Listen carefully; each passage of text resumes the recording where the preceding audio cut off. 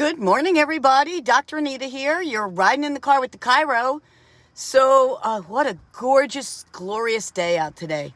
So, I'm on this mental health theme because of the way of the world and a whole lot going on for me and my family.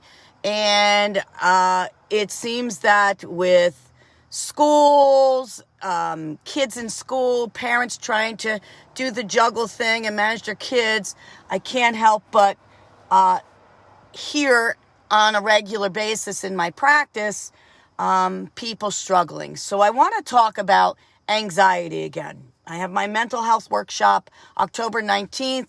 Mental health does matter, and I have a lot of information to share in that workshop. So if you're interested, message me. We'll get you hooked up with getting a seat because there's limited seating because of all the rules and regs out there.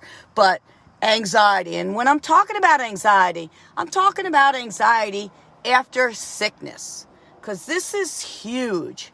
So I had a couple of patients come in the last week with one had a touch of anxiety post-sickness. Another one had very severe anxiety post-sickness and teetering on the road to depression. And what one of them said to me was, I went to my medical doctor, and we talked about it, and he put me on a medication, and she literally started crying. She goes, I have family members that take different medications for anxiety, depression. She goes, and my whole professional life, I always thought that people who did that were weak. And she goes, and here I am, one of the weak ones. And I said, it's not weak when you need help. There's nothing wrong with realizing you've reached a brick wall and you need some help, love, and support.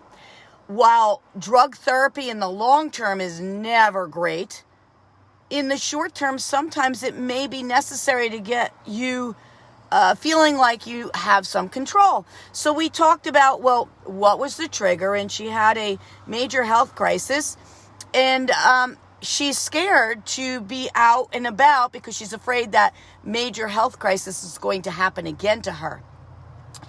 And I said, well, there's no guarantees, but you went to your doctor and you took care of whatever you needed to take care of. And so now you've got this false belief system in your head. She goes, I know it's between my ears. I said, well, it's between your ears and it's also in your nervous system. Because when we get into that fear mode, we're stuck in the back part of our brain, the amygdala. And in the amygdala, man, all we are is reactive. Fight, flight, freeze. And she's in that freeze mode. Frozen. Oh my God, what am I going to do? It's going to happen again. And the more you think about that, the more you cycle your nervous system to create that memory over and over and over and over. So somebody's got to go in there and kind of like push that rat off the wheel of that memory and get you down the other memory, which you spent your whole life doing. You're not weak. It's not a deal. It was a trauma. I get it. It's like PTSD. It is a form of PTSD. And the other patient who came in had an episode, and medically they can't find nothing wrong. They can't put their thumb on the why. And so we, as a team, figured out, it was a TIA, a mini stroke, due to stress.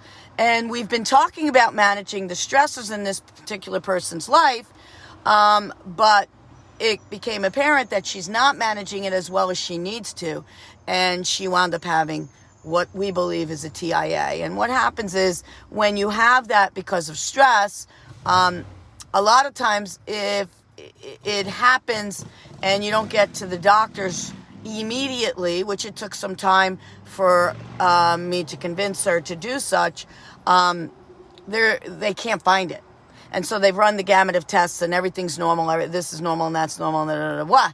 So it comes down to stress induced, and we got to manage the anxiety of that stress because you can't live your life worrying about, is it going to happen again? What you got to do is live your life and learn to manage that. And while she's getting her nervous system checked on a regular basis through chiropractic, we also need to do some other skill sets to manage that. So I finally got her to download one of the apps that help with meditation, because she needs to zone down when she feels herself getting hyped up. She needs to check herself out, even if it's for 2 minutes, 5 minutes, whatever, to get a grip so that she's not in that panic mode, which is what creates these kind of stressors that trigger an episode like that.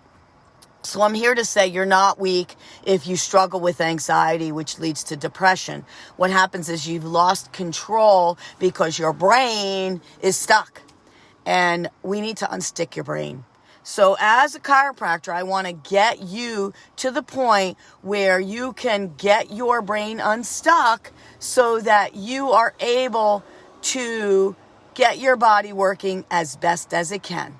And the only way to do that is to get your spine and nervous system checked on a regular basis. If you're not under regular chiropractic care, now's the time to get yourself under regular chiropractic care, in hopes that we can help you move through the transition of, if you are on medication, how to get off of them so that your body can work the way it's designed to, your brain can work the way it's designed to, and not require external stimuli or lack of stimuli through drug therapy to get you to be as healthy as possible.